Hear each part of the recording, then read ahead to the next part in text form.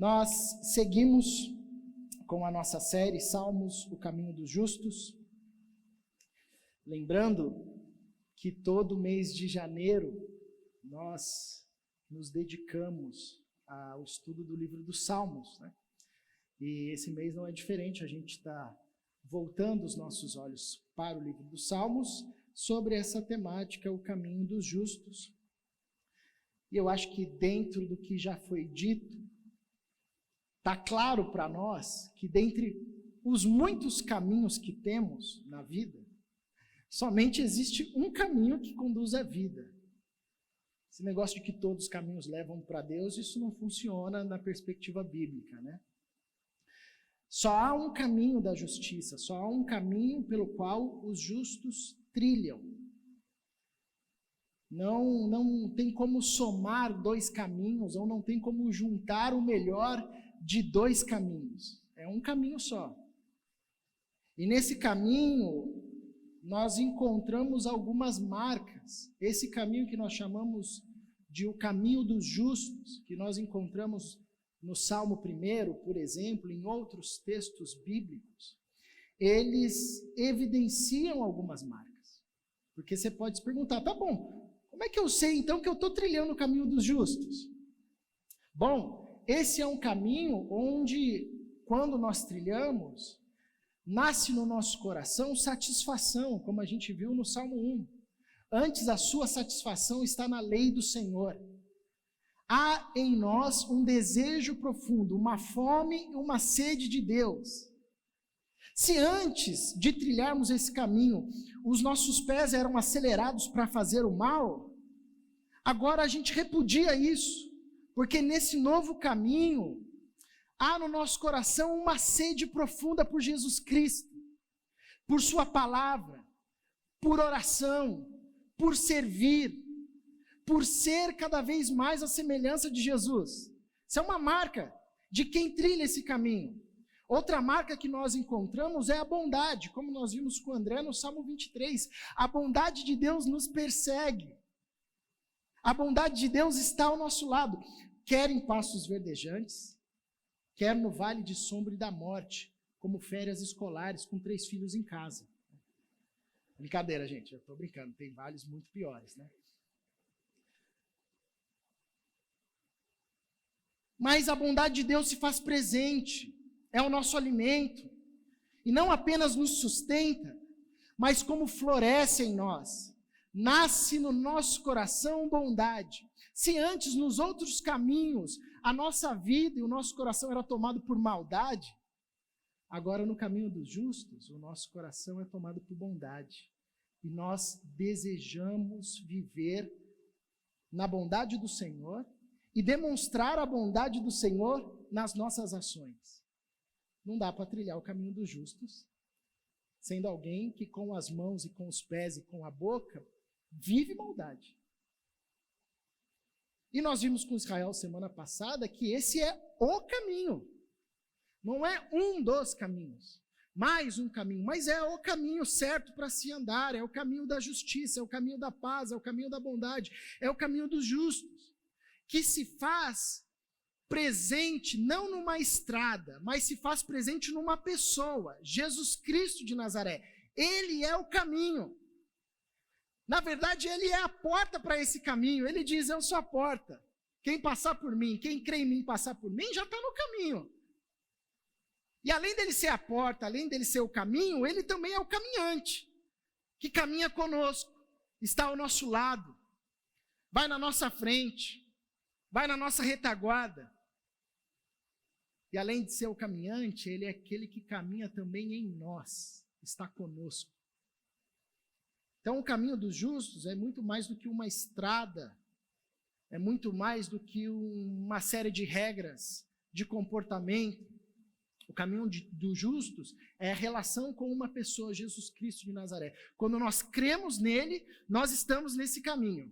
E quanto mais Cristo caminha em nós, vive em nós, mais as virtudes desse caminho aparecem. Como essas aqui que eu citei. E uma das virtudes que nós vamos ver, ou uma das marcas desse caminho, é a justiça. E eu convido você a abrir a sua Bíblia no Salmo 26, e a gente vai conversar um pouco sobre esse salmo. E você sabe que a justiça é um tema meio que central na Bíblia. Ela aparece por diversas vezes e é um tema abrangente. Aqui a gente não vai esgotar o tema justiça, né? Porque na Bíblia a justiça se mostra tanto do ponto de vista da salvação, da redenção, fomos justificados em Cristo Jesus, ou seja, Deus saciou a sua justiça por meio do sacrifício de Jesus, né? A justiça aparece na Bíblia como um atributo de Deus, como nós vamos ver aqui, Deus é justo. A justiça aparece na Bíblia dentro de uma implicação social, relacional, uma forma de construir sociedade justa ou injusta, no meio das relações entre as pessoas, em qualquer instância, na família, entre os amigos, nas instâncias de poder. Pode ser uma forma de se relacionar justa ou uma forma de se relacionar injusta. A justiça aparece na Bíblia como uma denúncia, muitas vezes, de sociedades, como foram feito pelos profetas, marcadamente injustas, desiguais, tendo a sua abrangência no campo social, das desigualdades materiais. Enfim, e a justiça também aparece na perspectiva bíblica como uma ação de Deus na criação. Deus exercendo o seu juízo, quando se atinge o que a Bíblia chama, por exemplo, de medida da iniquidade. Gênesis, Deus diz para Abraão, o povo vai ficar 400 anos lá no Egito, como escravo, mas quando atingir a medida da iniquidade dos amorreus, dos ferezeus, dos jebuseus e tudo que é Zeus, o povo vai voltar para exercer juízo sobre esses povos, porque eles exerceram a medida da iniquidade. Como acontece com Sodoma e Gomorra, como acontece com o dilúvio. Então, Deus exercendo a sua justiça na perspectiva do juízo sobre a sua criação. Enfim, a justiça na Bíblia aparece de cabo a rabo de muitas formas. Hoje a gente vai ver aqui o salmista Davi, nós estamos diante de um salmo de Davi, clamando a Deus por justiça, e vamos perceber como que essa virtude, essa qualidade do caminho do justo se faz presente na nossa vida, na relação com Jesus. Eu vou ler aqui, você acompanha a leitura, depois eu vou projetar o texto aí por partes, mas acompanhe comigo a leitura desse salmo. Salmo 26. Faze-me justiça, Senhor, pois tenho vivido com integridade. Tenho confiado no Senhor sem vacilar.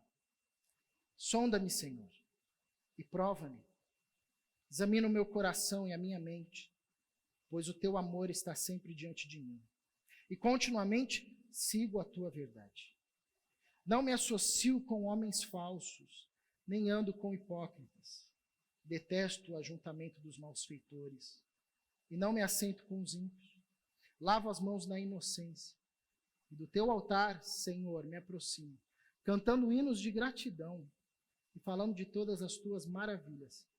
Eu amo, Senhor, o lugar da tua habitação, onde a tua glória habita. Não me des o destino dos pecadores, nem o fim dos assassinos. Suas mãos executam planos perversos, praticam suborno apertamente. Mas eu vivo com integridade. Livra-me e tem misericórdia de mim. Os meus pés estão firmes na retidão. Na grande assembleia, bendirei o Senhor. Paizinho, continue a falar ao nosso coração, agora por meio da tua palavra, como o Senhor já tem falado por meio dos louvores, por meio dessa comunhão aqui. Que os nossos ouvidos estejam abertos e fique no nosso coração apenas aquilo que vem de ti, que vem do Senhor, para que em nós seja formado cada dia mais a vida de Jesus. Santo nome de Cristo aqui oramos. Amém. Bom, o Salmo 26 aqui, nós temos a palavra justiça aparecendo, sobretudo, como um pedido do salmista para que Deus intervenha na história, na sua história, e no momento em que ele está vivendo e execute a sua justiça. O Salmo 26, 27 e 28, eles têm uma característica, porque nesses salmos Davi demonstra o seu amor pela casa de Deus. Ele demonstra como ele ama estar no local onde Deus se faz presente, que naquele contexto era o tabernáculo. A gente ainda não tinha o templo. Então o tabernáculo representava a presença de Deus entre o povo. A glória de Deus manifesta. E nesses 3 salmos, Davi, ele reflete o seu amor por isso. Ele declara o seu amor por onde a presença de Deus está. A gente não consegue, esse é um desafio de estudar o livro dos Salmos, precisar todo o contexto dos Salmos. Diferente de outros textos bíblicos que vão descrevendo os contextos, os Salmos não trazem os contextos. São orações feitas, compiladas ao longo do tempo. A gente conhece às vezes o autor, mas não sabe o contexto. Mas lendo os Salmos, a gente consegue perceber que Davi, nesse salmo, tanto quanto no que foi lido pelo Israel semana passada, ele está passando por um momento difícil de perseguição. Seus inimigos, que depois ele descreve como homens perversos, estão ao redor dele, estão querendo derrubá-lo, estão difamando, estão mentindo sobre ele. E ele sente-se apertado por isso. É uma situação nada fácil, onde a sua vida, o seu reinado, a sua integridade com Deus está sendo colocada em xeque. Um contexto talvez próximo a isso, não necessariamente o contexto desse salmo, é o que Davi passa com seu filho Absalão. Ele tem um filho que mente sobre o seu pai, que tenta usurpar e usurpa o trono do seu pai, as mulheres do seu pai, e se torna o seu arqui-inimigo. Imagina você viver em rivalidade profunda com o seu filho. Isso foi um dos momentos que Davi passou, e na vida de um rei, sobretudo de Davi, isso não era incomum. Então esse é o contexto.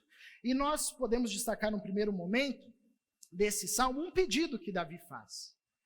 Ele chega diante de Deus com um pedido: Senhor, faz justiça. Senhor, venha. Quantos de nós, em muitos momentos, já não oramos assim? Cadê você, Deus? Intervém aqui nessa situação. E esse pedido revela para nós que Davi tinha consciência e plena consciência de que Deus é justo, de que Deus é justo juiz. E como bem o Israel colocou semana passada, nas divergências e nas muitas questões e perseguições que Davi passava, ele não ia lidar com seus inimigos. Ele não ia perder tempo ou tirar satisfação com seus inimigos. Ele recorria ao Senhor. Ele ia para o local certo. Porque principalmente em tempos de perseguição, a gente perde muito fácil o foco. E de repente a gente está lá batendo boca com quem nos persegue, com quem nos difamou. Não é esse o caminho do salmista. Ele foca onde tem que olhar. Senhor, faz justiça. Faz-me justiça, Senhor, pois tenho vivido com integridade, confiado no Senhor, sem vacilar. Então ele reconhece que Deus é juiz e a justiça é um atributo de Deus. O que significa isso? Faz parte do ser de Deus. Não tem como tirar isso de Deus. A justiça está ali, na existência da Trindade. Não tem como fechar o olho. Não tem como passar o pano. Deus é justo, isso faz parte da existência eterna de Deus. Davi reconhece isso e recorre ao Senhor. Ele não foca nos inimigos. Ele não perde tempo olhando as difamações que estão ao seu redor, embora isso angustie o seu coração. Mas ele coloca isso diante de Deus.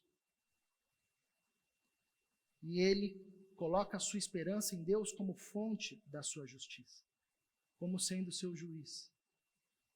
A situação permanece, não tem como escapar, mas tem como direcionar a nossa esperança, direcionar a nossa oração, direcionar o nosso olhar. Ele começa com clamor: faz-me justiça, e embasa esse pedido, pois tenho vivido com integridade, tenho confiado no Senhor sem vacilar. Se a gente lê esse salmo desatento, sem conhecer a história de Davi, a gente vai achar um pouco petulante aqui esse cara, né? O cara vai pedir justiça para Deus e ele já diz, eu estou aqui, eu sou íntegro, viu? Eu tenho confiado no Senhor sem vacilar, e mais para frente ele vai descrevendo.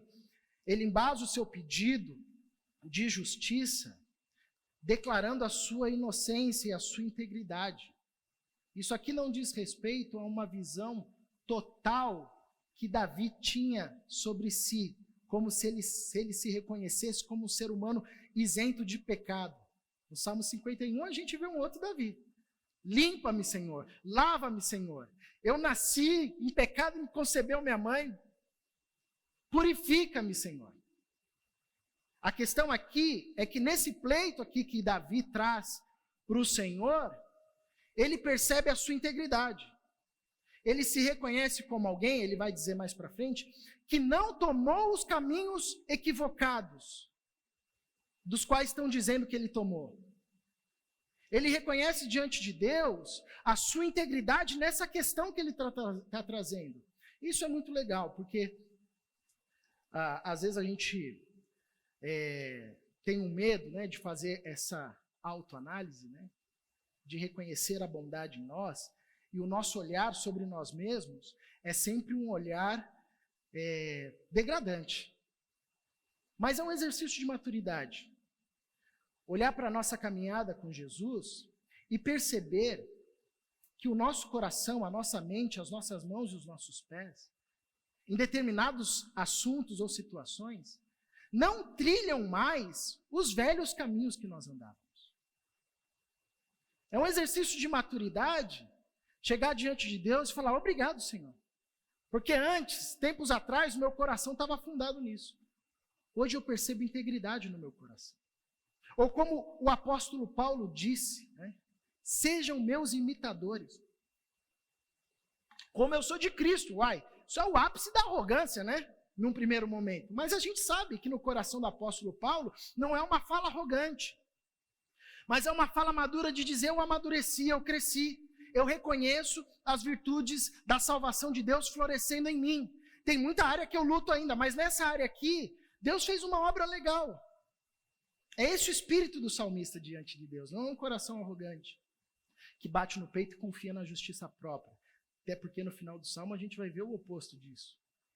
Mas é alguém maduro, que vê que nesse caminho dos justos, ele, pela graça de Deus, não tomou rumo aos ímpios. Então ele pode se declarar inocente. Pois tenho vivido com integridade, confiado no Senhor sem vacilar. E aí ele é mais ousado ainda, né? No verso 2 e 3. Sonda-me, Senhor, e prova-me, examina o meu coração e minha mente. Ele continua embasando o seu pedido de justiça por meio da sua prática. Isso é muito legal, porque o caminho dos justos é o caminho que nos ensina que Deus é justo. É o justo juiz, que justiça é um atributo de Deus. E que por conta disso, esse caminho é também um caminho que nos conduz a ações e a uma vida de justiça. Isso não pode ser desassociado. E a gente sabe fazer justiça para o outro. A gente cresceu aprendendo isso, né? Mas a gente não sabe encarnar a justiça. Lembro que tempos atrás, todo pai já deve ter passado por isso, eu abri uma coca gelada lá em casa, aquele calor, e aí o que aconteceu, né? Já vieram os meninos, já. Pai, dá uma coca, dá um pouco. Eu falei, não, filho, você não pode tomar isso aqui, porque isso faz mal. Aí, o moleque pegou, checkmate, né? Então por que você está tomando se faz mal? Eu falei, cala a boca, moleque, vai pro seu quarto. Nunca falei isso não, tá, gente? Falei, só vai pro quarto. A gente sabe fazer justiça para o outro. A gente não sabe abraçar a justiça e viver a justiça. Isso é uma luta nossa. Mas aqui nesse caso, o salmista é ousado e fala, Senhor, sonda o meu coração, examina a minha mente. Vê se de fato eu deixei alguma coisa para trás. E esse pedido de sondar o coração, que aparece também em outro salmo, e aparece por outras vezes, é essa abertura que o salmista dá para Deus olhar em lugares que onde nem ele consegue olhar. Os estudos aí da mente humana já estão aí para dizer para nós que há ambientes no ser humano onde ficam guardadas memórias, experiências, e que a gente joga lá e que a gente às vezes não consegue acessar sem um recurso externo. Os homens que caminharam com Deus sabiam disso. Aqui não é um pedido arrogante de alguém que diz, pode olhar aí, Senhor, não tem nada, viu? Mas, dentro da lógica do Salmo, é alguém que abriu o coração para Deus e diz, sonda, Senhor. Desce profundo. Vá onde a tua visão e a tua palavra separa juntas de medulas. Olha lá no íntimo do meu coração, Deus. Olha onde começa a palavra. Olha onde começa o desejo, Senhor. Porque eu não consigo olhar, nem sei onde é esse local. Discerne, Senhor. Prova-me o pensamento. Examina. Não é alguém que só olha, não, mas é alguém que examina, vê, testa, coloca na mesa e diz, isso aqui não está legal. Que prova, isso aqui está funcionando, isso aqui está ruim, tem que trocar. O salmista clama por justiça a Deus, mas também abre o seu coração para que a justiça de Deus primeiro passe pelo seu ser. Para que antes que a justiça chegue aos demais, passe primeiro por ele. Balance as suas convicções de uma falsa integridade ou de uma falsa piedade.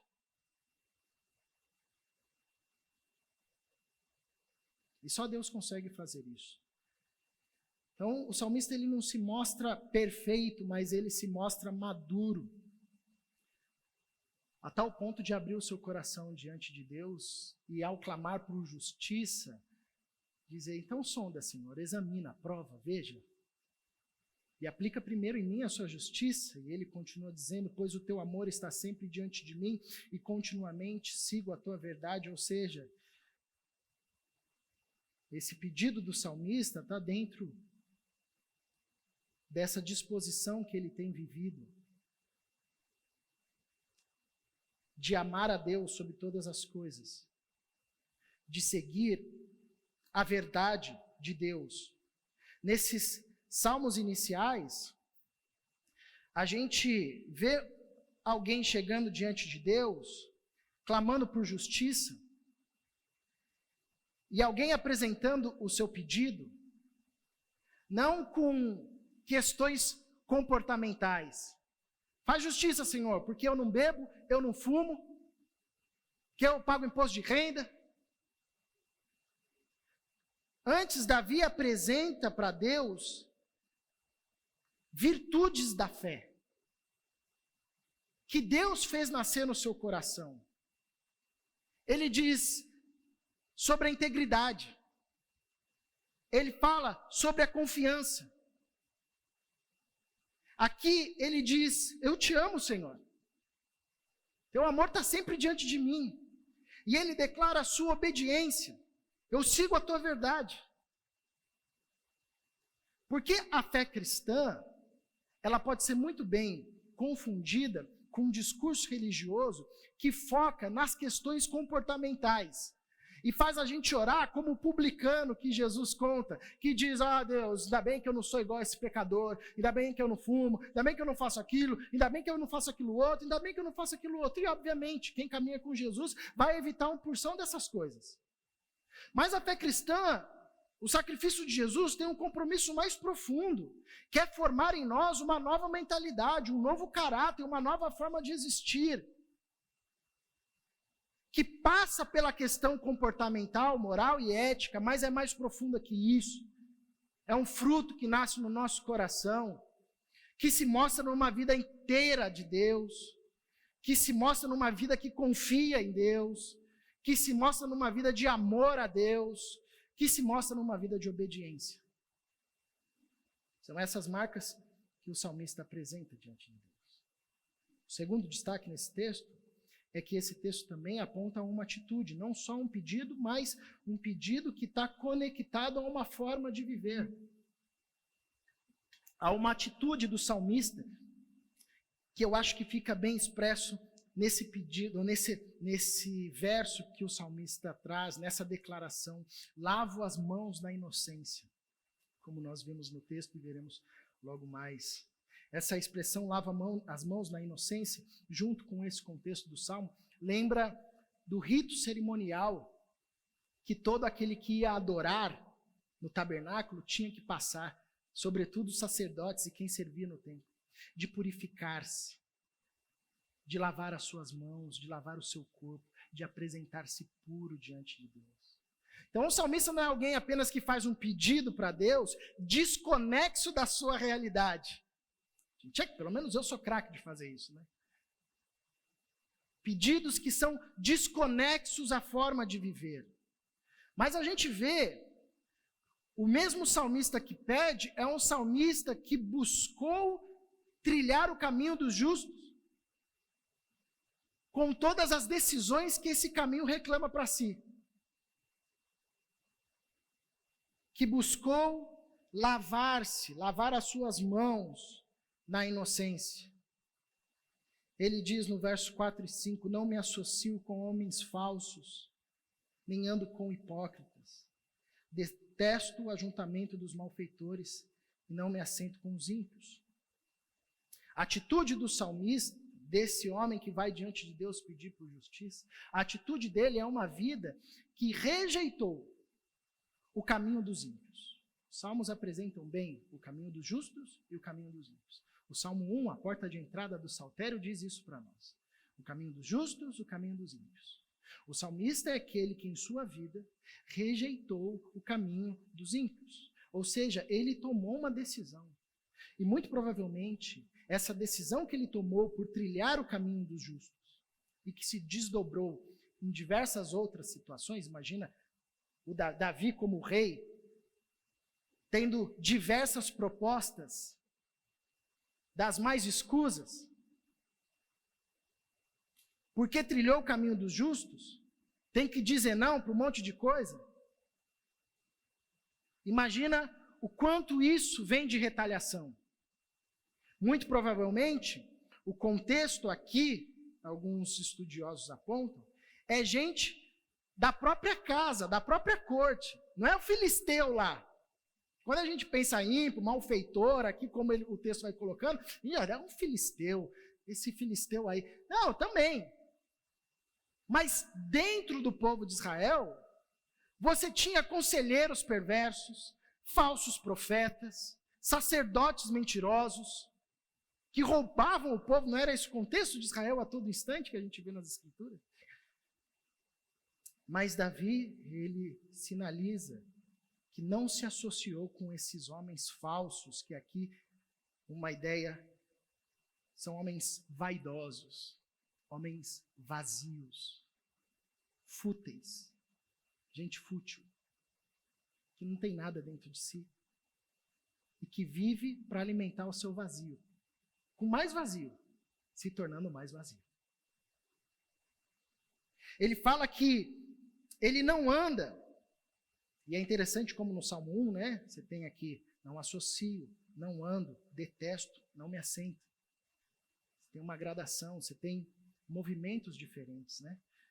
Ele destaca que não anda com hipócritas, com gente dissimulada, gente mentirosa, gente que mente propositalmente, gente que vive para mentir, para enganar, para falsear. É interessante NVI, que é essa versão, traduzir por hipócritas, porque é uma palavra do ambiente religioso. É uma palavra da cultura, pelo menos em perspectiva bíblica, né? Que a gente usa muito nessa lógica do cara que se coloca em nome de Deus, mas na verdade é um teatro. Talvez se referindo a sacerdotes, a líderes religiosos da sua época. Ele não anda com esses caras. Ele também diz que detesta, repugna, rejeita o ajuntamento dos malfeitores. Porque não é só gente que tem comunhão não, viu? Malfeitor também tem comunhão. Eles se juntam. Não é o nosso caso aqui, tá, gente? Tudo gente boa, tudo legal. Mas gente ruim se junta com gente ruim. E malfeitor aqui é o sujeito perverso. E o perverso aqui é o sujeito que vive para fazer o mal. Suas mãos têm sede de derramar sangue, seus pés são acelerados para a maldade. Nós sabemos pela Bíblia que todos nós somos pecadores e maus. Mas, sobretudo, o Antigo Testamento e os Salmos apontam para a gente perversa, gente maldosa, gente direcionada para fazer o mal, gente que fica maquinando o mal. E, de novo, isso aqui não é necessariamente a descrição de alguém de fora do povo de Israel. Isso aqui pode ser a descrição de alguém que Davi vê chegando no tabernáculo com a sua oferta diante de Deus. Alguém que está lá levantando as mãos para adorar. Mas está aqui, aquele cara veio com aquela roupa. Como é que ele conseguiu aquele carro? Que cara, como é que eu faço para fazer o mal para ele? Gente perversa, de mente perversa. Davi detesta, ele repudia. Mais do que não andar, ele está longe, não quero contato. Não quero aliança profunda. E ele sinaliza que não se assenta com os ímpios.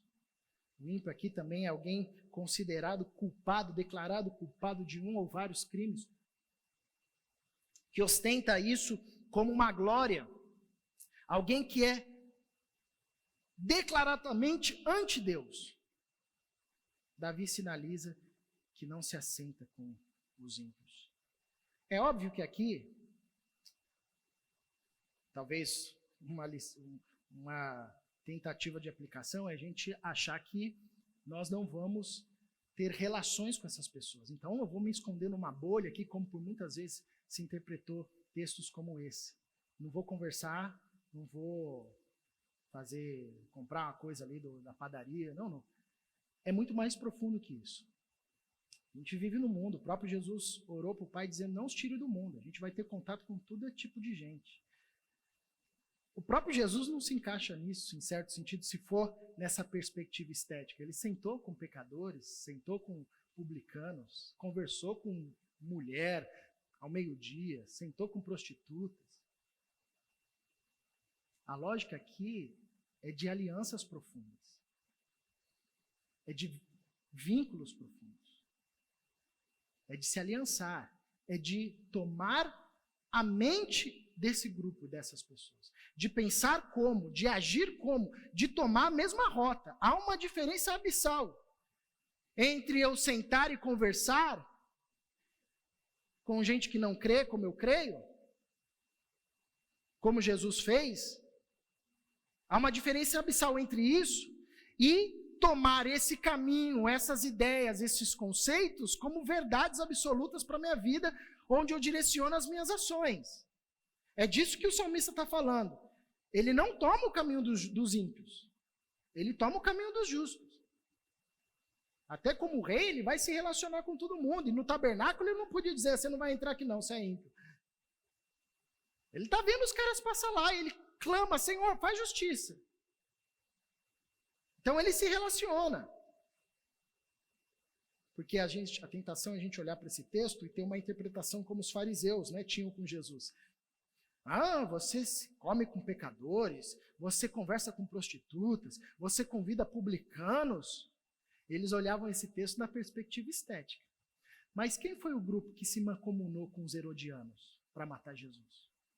Quem foi o grupo que vendeu Jesus Cristo por 30 moedas de prata? Que comprou?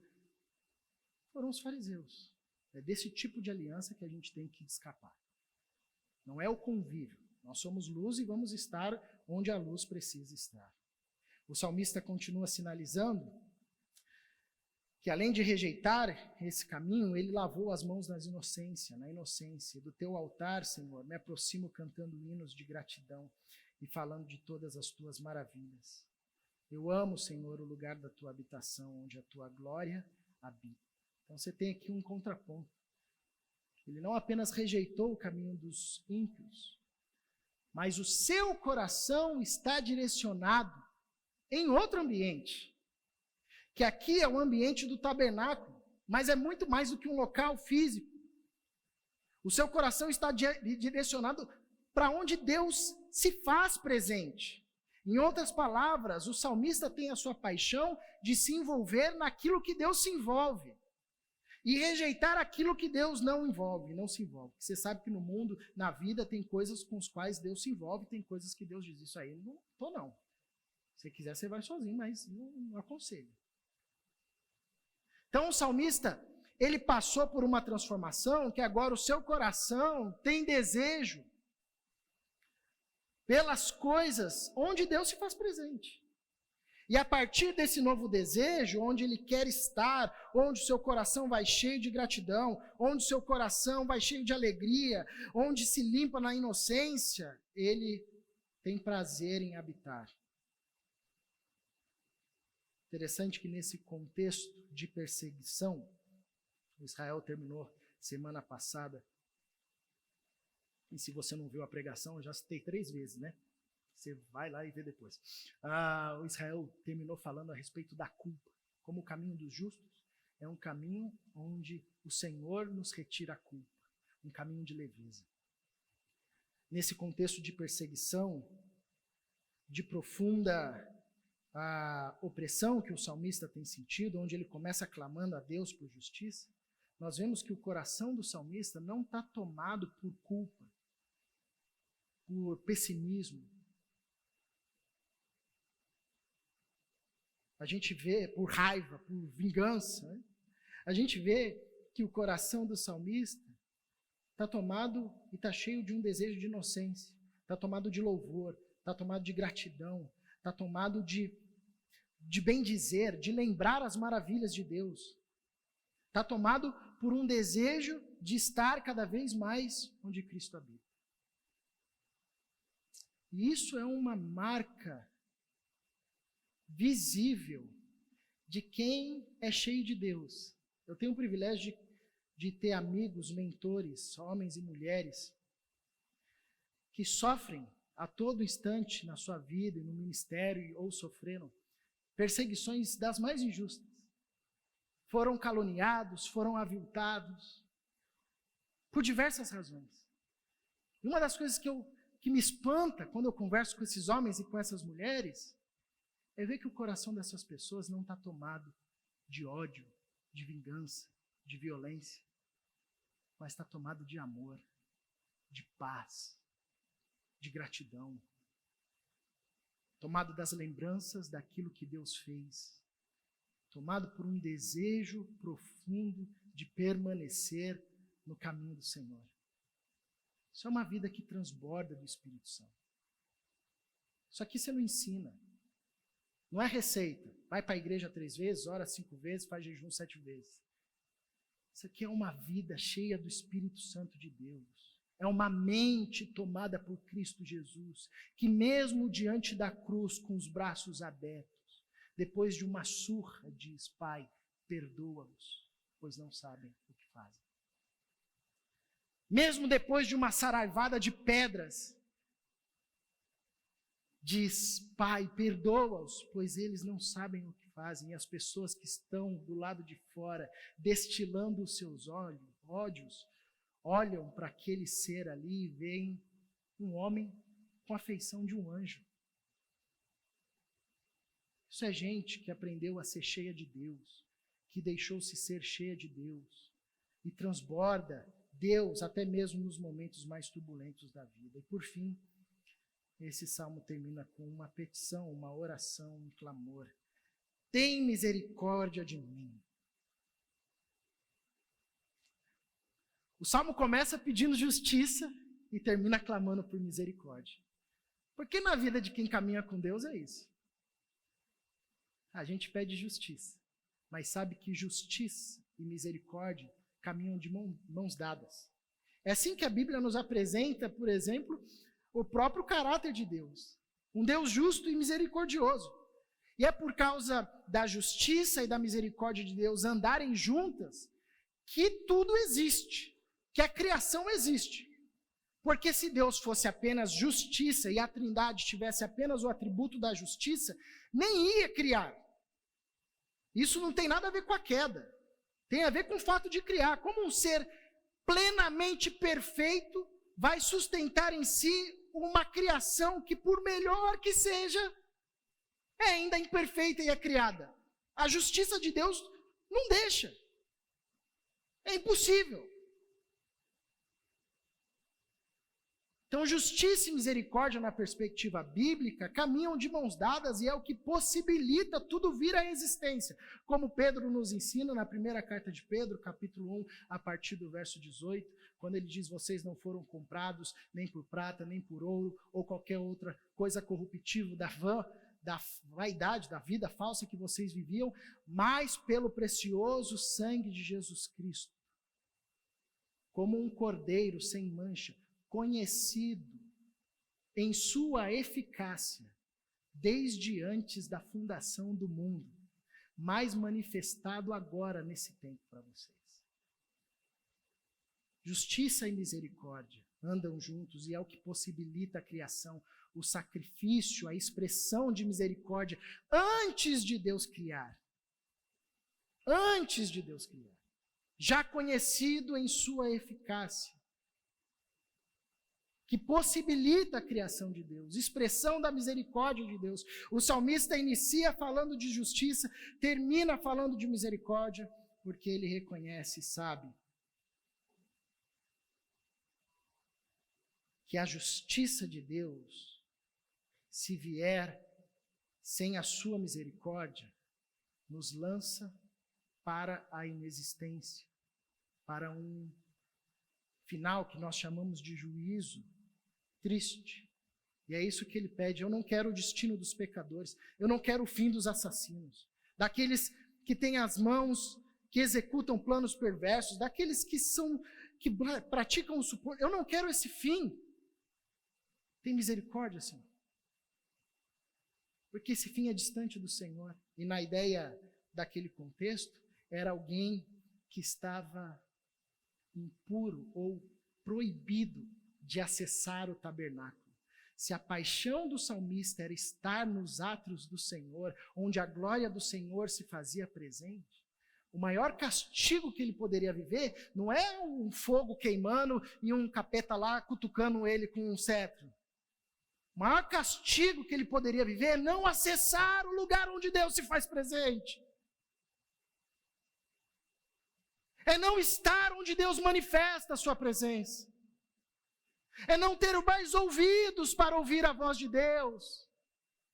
É não ter mais olhos para ver a glória de Deus manifesta. É estar distante desse ambiente onde Deus se manifesta, se faz presente, e a gente diz: uau, Deus está aqui. Vamos construir 3 tendas. É bom demais. Esse é o castigo que leva ao caminho dos ímpios. Uma eternidade distante da glória de Deus. Por isso que o salmista diz: tem misericórdia, Senhor. Eu vivo com integridade. Livra-me e tem misericórdia de mim. E aqui a gente vê como o salmista, ele está abrindo o seu coração para Deus e não sendo arrogante. Porque quem é arrogante não clama por misericórdia. Quem é arrogante só clama por juízo e por justiça. Já viu aqueles irmãos que dizem: mata todo mundo, Deus, não presta ninguém, não. Tipo, os discípulos de Jesus: Senhor, quer que a gente mande descer fogo do céu para queimar todo mundo aqui? Jesus diz: vocês não sabem de que espírito vocês estão falando. Porque quem caminha com Cristo é cheio do Espírito Santo, clama por justiça, ao mesmo passo que clama por misericórdia. É a angústia dos profetas. Já leu o profeta Jeremias? Que lá pelas tantas, no capítulo 20, se eu não me engano, ele desabafa com Deus. Chega para Deus com toda a sua ousadia, aponta o dedo na cara de Deus e diz: você me enganou. Você me seduziu. E eu fui seduzido. Você foi mais forte do que eu. E a sua vontade prevaleceu sobre mim. Porque olha o meu chamado. Toda vez que eu abro a minha boca, é para proferir destruição, é para proferir juízo, é para proferir maldição para esse povo. Alguém com o coração apertado, mas que diz: mas se eu fecho os meus lábios, os meus ossos queimam, porque eu não posso conter a sua palavra em mim. Quem caminha com Deus, ao mesmo passo que clama por justiça, clama também por misericórdia. Aliás, a gente aprende com Jesus a inclusive orar pelos que nos perseguem.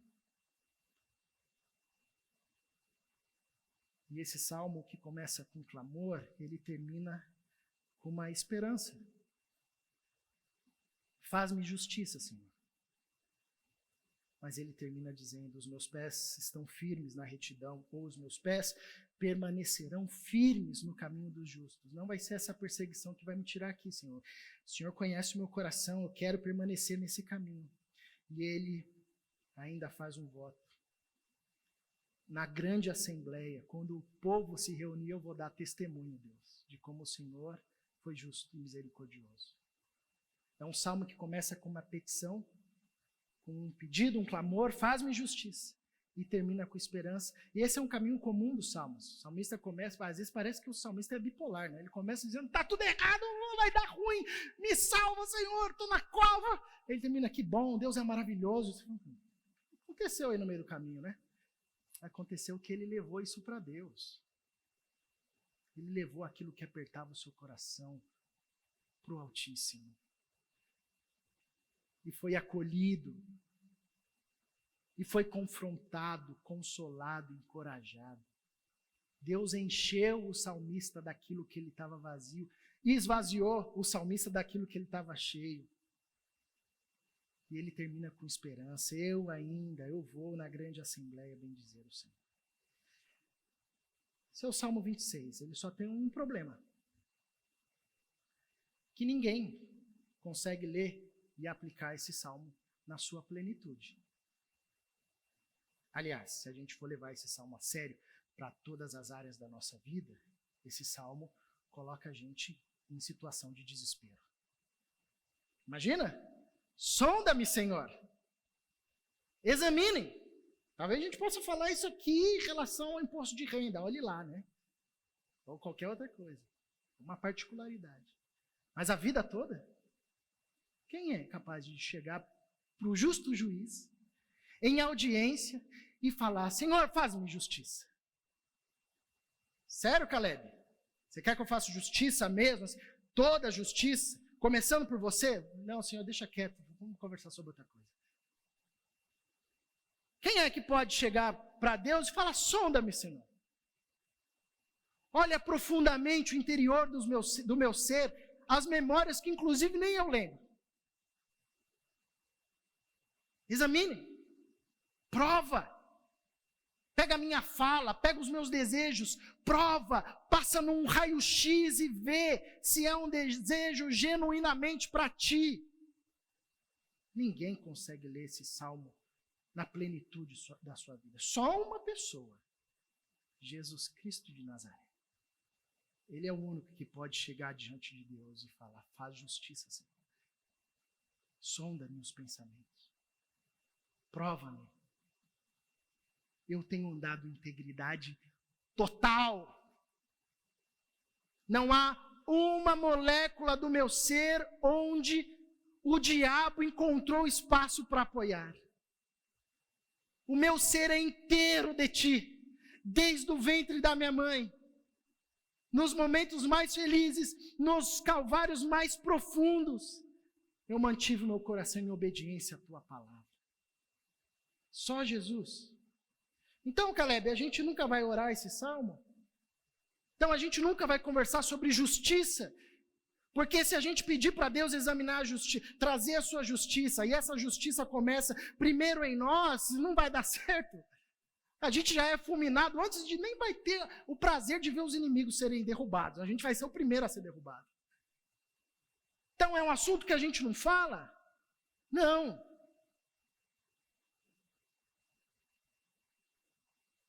Hebreus capítulo 10. Versos 19 e 23. Portanto, irmãos, temos plena confiança para entrar no lugar santíssimo, pelo sangue de Jesus, por um novo e vivo caminho, que ele nos abriu por meio do véu, isto é, do seu corpo. Temos um grande sacerdote sobre a casa de Deus. Assim, aproximemo-nos de Deus com um coração sincero e com plena convicção de fé, tendo os corações aspergidos para nos purificar de uma consciência culpada e os nossos corpos lavados com água pura. Apeguemo-nos com firmeza à esperança que professamos, pois aquele que prometeu é fiel. Na nossa justiça, a gente não consegue chegar diante de Deus. Mas apegados à justiça de Cristo, aquele que ora e lê o Salmo 26 e aplica na totalidade da sua vida, a gente pode se achegar com plena confiança, clamando ao Senhor: faz justiça, Senhor. Sonda o meu coração, prova o meu pensamento. Porque quando Deus olha para nós a partir de Cristo, Ele não nos vê sozinho, mas Ele vê sobre nós o sacrifício de Jesus, o sangue de Jesus. E o sangue de Jesus diz para Deus: esse aqui foi justificado, essa aqui foi purificada, essa aqui está limpa. O passado, o presente, o futuro, tudo está sob a justiça e os efeitos da justiça daquele que cumpriu plenamente o Salmo 26, Jesus Cristo de Nazaré. E é por meio dele que nós, com confiança e ousadia, podemos nos achegar ao Pai. Convido você a fechar os seus olhos e a colocar o seu coração diante de Deus e a responder a Deus com as suas palavras, a forma como essa mensagem repercute aí no seu coração.